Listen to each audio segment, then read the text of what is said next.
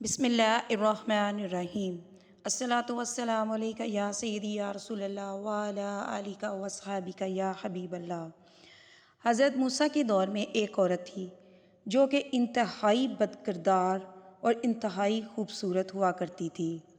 وہ اتنی خوبصورت تھی کہ کوئی بھی مرد اسے دیکھ کر اسے برائی کیے بغیر نہیں رہ سکتا تھا۔ اس نے اپنے گھر میں ایک محل بنا رکھا تھا۔ محل میں تخت بنایا اور پھر وہ تخت پر بیٹھ جایا کرتی تھی۔ اس کے آس پاس مرد ہی مرد ہوا کرتے تھے اور برائی کرنے والے ہر وقت موجود ہوتے تھے۔ ایک دن وہ اپنے محل میں تخت پر بیٹھی تھی کہ ایک نوجوان کا وہاں سے گزر ہوا جو کہ انتہائی عبادت گزار تھا اور اس کا شمار عبادتوں اور زاہدوں میں ہوتا تھا۔ جب کہ اس نوجوان کی اس عورت پر نظر پڑی تو اس عورت کو ایسی تصویر اس کے ذہن میں بنی کہ جب وہ واپس گیا تو اس کے عبادت میں کسی بھی طرح سے دل میں نہ لگا۔ اس نے ہر ممکن کوشش کی اسے ذہن سے نکالنے کی، لیکن اس عورت کے تصور کو اپنے ذہن سے نہ نکال سکا۔ بہت کوشش کر لی، بہت کوشش، زیادہ کوشش کرنے کے باوجود جب وہ کسی بھی طرح سے کامیاب نہ ہو سکا تو اس نے اتنی رقم جمع کی جتنی رقم وہ عورت کسی مرد کو اپنے قریب آنے دیتی تھی۔ پھر وہ رقم لے کر اس عورت کے پاس اس خیال سے نکل پڑا۔ جب وہ عورت کے پاس پہنچا اور تخت کے قریب بیٹھا تو اس کے دل میں خیال آیا کہ میں نے اپنی ساری زندگی اللہ کی عبادت اور اللہ کے ڈر اور اللہ کے خوف میں گزار دی ہے، اور اگر میں آج یہ کام کرتے ہوئے مر گیا تو میں اللہ تعالیٰ کو کیا منہ دکھاؤں گا۔ بس یہ خیال آنا تھا کہ اس کا جسم کانپنے لگا۔ اس نے اس عورت سے کہا کہ میں نے جانا ہے، مجھے کوئی ضروری کام یاد آ گیا ہے۔ عورت نے کہا کہ چلے جاؤ، لیکن جس کام سے آئے تھے وہ تو کرتے جاؤ۔ لیکن نوجوان نے صاف صاف انکار کر دیا۔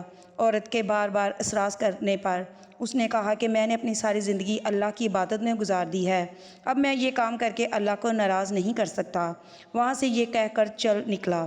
جب وہاں سے چلا گیا تو عورت نے سوچا کہ میں اتنی حسین و جمیل اور اتنی خوبصورت ترین عورت ہوں کہ آج تک جو بھی مرد میرے قریب آیا مجھ سے برائی کیے بغیر رہ نہیں سکا۔ لیکن یہ کیسا جوان تھا کہ جس کے دل میں اللہ کا اتنا ڈر تھا کہ اس نے مجھ جیسی عورت کو چھوڑ دیا اور یہاں سے واپس چلا گیا۔ جب اس خیال نے اسے بار بار جھنجھوڑا تو اس نے یہ سوچ لیا کہ آج کے بعد میں یہ کام نہیں کروں گی، اللہ سے توبہ کر لوں گی، اور حضرت موسیٰ علیہ السلام کے پاس گئی اور اللہ کے نبی ہیں ان سے جا کر دریافت کروں کہ کیا میرے جیسی گناہ گار عورت کے لیے بھی توبہ کی کوئی گنجائش ہے، کیا اللہ مجھے بھی معاف کر دے گا۔ جب وہ عورت حضرت موسیٰ علیہ السلام کے پاس گئی تو حضرت موسیٰ علیہ السلام لوگوں کو تعلیم دے رہے تھے۔ عورت نے اس مجموعے میں سے کسی مرد کو بلایا اور کہا کہ حضرت موسیٰ سے کہو کہ جو فلاں عورت ہے نہ وہ آپ سے ملنا چاہتی ہے۔ اس بے وقوف نے جا کر بھرے مجمع میں زور سے کہا، اے موسیٰ، فلاں عورت آپ سے ملنا چاہتی ہے۔ اب وہ تو نامی گرامی عورت تھی۔ حضرت موسیٰ کو بہت زیادہ غصہ آیا اور حضرت موسیٰ علیہ السلام نے بہت زیادہ سختی سے کہا کہ اسے کہو کہ یہاں سے چلی جائے، میں اسے ملنا چاہتا ہی نہیں۔ اس بندے نے جا کر عورت کو پیغام دے دیا کہ حضرت موسیٰ علیہ السلام کہتے ہیں کہ میں اس عورت سے نہیں ملنا چاہتا، اسے کہو کہ چلی جائے یہاں سے۔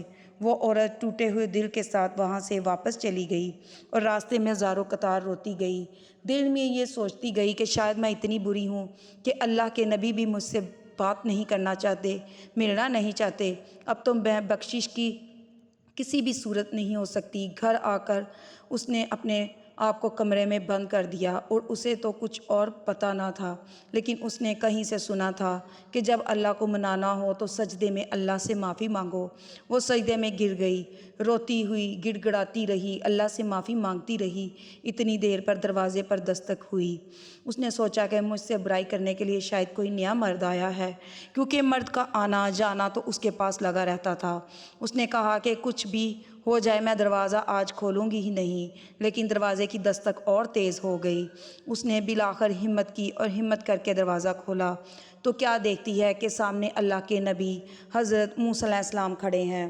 اس عورت نے حیرانگی سے پوچھا، اے اللہ کے نبی، اے موسیٰ، آپ میرے دروازے پر کیسے؟ حضرت موسیٰ علیہ السلام نے فرمایا کہ دراصل جب تم میرے پاس آئی تھی تو میں لوگوں کو تبلیغ دے رہا تھا، میں نے خود تم سے ملنے سے انکار کر دیا تھا، لیکن تم چلی گئی تو حضرت جبرائیل علیہ السلام میرے پاس آئے اللہ کا پیغام لے کر کہ اللہ پاک فرما رہا ہے، اے میرے پیغمبر، میری ایک بندی آپ سے میرا راستہ پوچھنے آئی تھی، آپ نے تو اسے ڈانٹ ہی دیا، اور مجھے اللہ نے کہا ہے کہ تم اس کے گھر جاؤ اور اسے جا کر کہو کہ آج تم نے توبہ کی ہے تو اللہ تم سے اتنا خوش ہے کہ تمہارے سارے گناہ معاف کر دیے گئے ہیں۔ اگلے دن اس عورت نے سوچا کہ اب میرا اس بستی میں رہنا بالکل مشکل ہے، کیونکہ یہاں پر اگر میں رہتی ہوں تو یہاں پر تمام لوگ مجھ سے برائی کرنے کے لیے آئیں گے، اور کیونکہ اب میں نے توبہ کر لی ہے تو مجھے اس بستی کو چھوڑ دینا چاہیے۔ چنانچہ اس عورت نے اس بستی کو چھوڑ دیا، اس نوجوان کی تلاش کی جس کی وجہ سے اس نے توبہ کی تھی۔ اس نوجوان کو ڈھونڈنے کے بعد جب اس کے گھر پہنچی تو اسے بتایا کہ وہ آدمی عبادت کر رہا ہے، جیسے ہی فارغ ہوگا اس کی ملاقات کروا دی جائے گی۔ وہ عورت گھر کے صحن میں بیٹھ گئی اور اس کا انتظار کرنے لگی۔ جیسے ہی وہ نوجوان عبادت سے فارغ ہو کر کمرے سے باہر نکلا، صحن میں عورت کو بیٹھے ہوئے دیکھا تو اس عورت کے دل میں خیال آیا کہ شاید یہاں پر بھی میرا ایمان خراب کرنے آ گئی ہے، میں نے تو اسے اتنی مشکلوں سے اپنے تصورات سے نکالا ہے۔ وہ نوجوان وہیں پر گرا اور اس کی وفات ہو گئی۔ عورت نے اس نوجوان کے گھر والوں کو بتایا کہ پہلے میں ایسی تھی، یہ نوجوان میرے پاس آیا تھا اور اس کی صحبت کی وجہ سے مجھے توبہ کی توفیق نصیب ہوئی ہے، میں نے اپنی پہلی والی زندگی سے توبہ کی ہے اور میں یہاں سے ملنے آئی تھی کہ شاید یہ مجھ سے نکاح کر لے۔